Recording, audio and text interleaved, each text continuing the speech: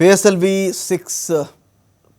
C-60 ಈ rocket ನಿಗದಿತ ಕಕ್ಷೆಗೆ ತನ್ನ ಉಪಗ್ರಹಗಳನ್ನು ಸೇರಿಸುವಲ್ಲಿ ಯಶಸ್ವಿಯಾಗಿದೆ. ಇಲ್ಲಿ ಸ್ಪೆಡೆಕ್ಸ್ ಎ, ಸ್ಪೆಡೆಕ್ಸ್ ಬಿ ಎಂಬ ಎರಡು ಉಪಗ್ರಹಗಳನ್ನು ಹೊತ್ತೊಯ್ದಿತ್ತು PSLV. ಬಾಹ್ಯಾಕಾಶದಲ್ಲಿ ಯಶಸ್ವಿಯಾಗಿ ಬೇರ್ಪಟ್ಟಿವೆ ಎರಡು ಉಪಗ್ರಹಗಳು ಬೇರ್ಪಡ್ತಕ್ಕಂಥ ವಿಡಿಯೋವನ್ನು ಹಂಚಿಕೊಂಡು ಇಸ್ರೋ ಸಂತಸವನ್ನು ವ್ಯಕ್ತಪಡಿಸಿವೆ. ಇನ್ನೊಂದು ವಾರದಲ್ಲಿ ಡಾಕಿಂಗ್ ಪ್ರಕ್ರಿಯೆ ನಡೆಸುವ ನಿರೀಕ್ಷೆ ಇದೆ.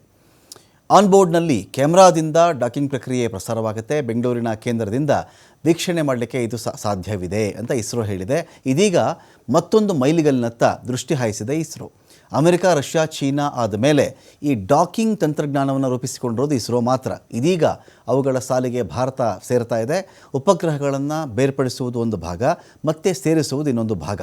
ಈ ಥರ ಒಂದು ವೇಳೆ ಅದನ್ನು ಕೂಡ ಕಂಪ್ಲೀಷನ್ ಆಯಿತು ಅಂದರೆ ಈಗ ಬೇರ್ಪಟ್ಟಿರೋದು ಓಕೆ, ಆನಂತರ ಸೇರಬೇಕಲ್ಲ. ಅದು ಸೇರಿಸಿದ್ರೆ ಈ ರೀತಿ ವಿಶ್ವದಲ್ಲಿ ಕಕ್ಷೆಯಲ್ಲಿಯೇ 100 ಕಿಲೋಮೀಟರ್ ವೇಗದಲ್ಲಿ ಹೋಗ್ತಿರ್ತಕ್ಕಂಥ ಉಪಗ್ರಹಗಳನ್ನು ಬೇರ್ಪಡಿಸೋದು ಮತ್ತು ಸೇರಿಸುವ ಸಾಧನೆ ಮಾಡಿದಂತಹ 4ನೇ ದೇಶವಾಗಿ ಭಾರತ ಇರುತ್ತೆ.